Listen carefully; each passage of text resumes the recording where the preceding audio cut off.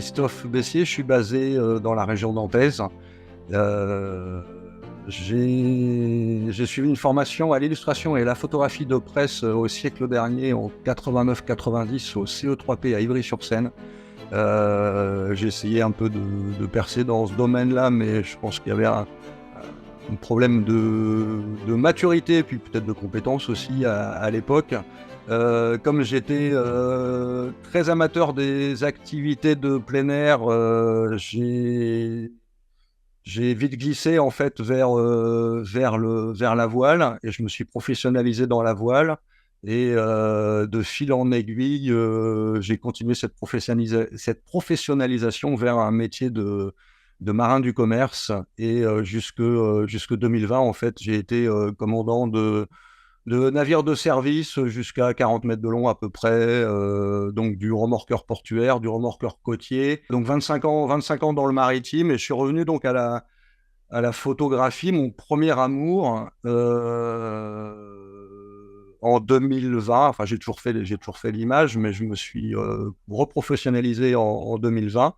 Et voilà, et j'ai intégré les collectifs DR début de cette année, là, ça doit être mars 2023, quelque chose comme ça. Mon cœur de métier, ma spécialisation du fait de mon métier de marin, et ce que j'ai vraiment cherché à développer, c'est l'image de ce qui se passe offshore, sur cette industrie maritime qui démarre en fait actuellement en France, alors que sur les côtes d'Afrique, par exemple, pour le pétrole, ça fait plus de 50 ans que ça existe, hein. Alors, c'est un reportage sur la construction du premier parc éolien offshore français, donc sur le parc du Banc de Guérande. En gros, c'est devant Saint-Nazaire et La Baule. Donc, c'est un chantier industriel en mer, avec différentes phases de construction du parc, qui vont de la pose des fondations, donc des gros pieux de 7 mètres de diamètre et plusieurs dizaines de mètres de long, qui sont installés, insérés dans le fond marin, et qui accueillent par la suite en fait des éoliennes, et aussi tout un réseau de câbles électriques pour pouvoir acheminer en fait les électrons produits vers la Terre, donc qui documente toute la création du parc du début jusqu'à la mise en exploitation. C'est pas le genre de site où on arrive en disant bah voilà, je suis photographe, j'aimerais bien pouvoir accéder. C'est beaucoup plus compliqué que ça, parce qu'il faut effectivement pouvoir justifier de posséder des certifications qui sont différentes un peu en fonction de si c'est de l'éolien ou si c'est de l'oil and gas, c'est-à-dire du pétrole. Il y a différents stages à suivre, qui sont des stages aussi bien sur l'abandon du navire, comment accéder au radeau de survie, comment gonfler un radeau de survie, comment enfiler une combinaison de survie, comment se comporter dans l'eau, comment nager avec une combinaison de survie, comment lutter contre un incendie. Après, on a aussi les gestes de premier secours pour pouvoir apporter les gestes de base à un collègue ou à un technicien qui va faire un malaise ou qui va se blesser. Propre à l'éolien aussi, on a les techniques de travail en hauteur, donc sur corde, où on est à même de devoir évacuer un collègue qui ferait un malaise sur corde, donc de pouvoir le décrocher, le descendre. Et puis après, au-delà de ça, chaque site a souvent, c'est des formations vidéo, hein, qui se font en ligne avec des QCM, où là, on détaille vraiment l'aspect sécurité de chaque site, comment on y accède, comment on se comporte pour accéder aux navires sur les pontons, comment on se comporte sur les navires, comment on est transféré sur les éoliennes. Donc ça représente un gros travail de formation et de certification, et qu'il faut renouveler pour certains tous les ans, pour certains tous les 2 ans, pour certains tous les 4 ans. Donc faut un petit peu aimer faire autre chose que de la photo, quoi. Par exemple, un incendie sur une éolienne, on ne peut pas se comporter comme un incendie dans un bâtiment.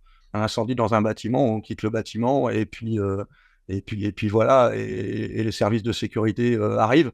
Un un début d'incendie sur un bateau ou sur une éolienne, il faut intervenir parce qu'en fait, vous êtes sur le support qui vous permet de rester en vie, donc il faut essayer de maintenir ce support le plus longtemps possible. Et si c'est pas possible de lutter contre l'incendie à ce moment-là, bah, il faut évacuer, mais voilà, on va pas se mettre sur le parking devant le magasin en attendant que ça brûle. On est obligé d'évacuer avec des techniques particulières et via des navires, quoi.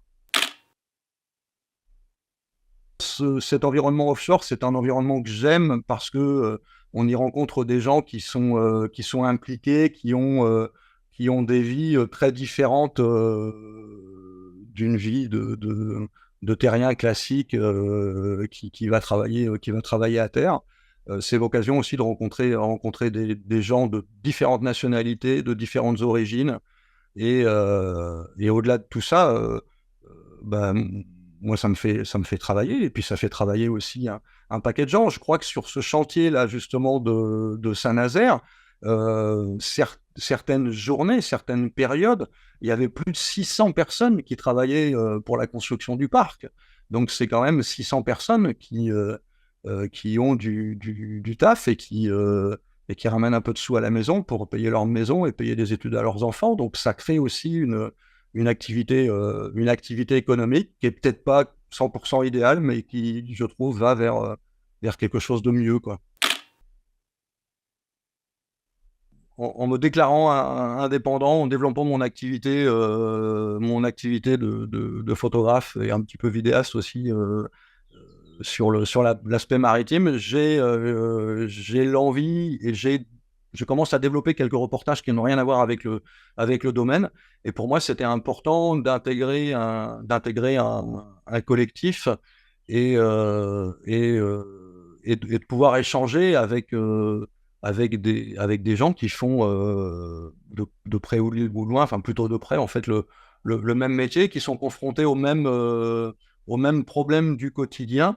Le métier de photographe, c'est un métier où on est tout seul et ça fait quand même du bien de pouvoir échanger avec des gens, de se rendre compte qu'on n'est pas tout seul à avoir certains problèmes et en discutant avec les autres, on peut être amené à trouver des solutions et du soutien, parce que quand on est tout seul en permanence, c'est pas forcément évident de garder un optimisme permanent.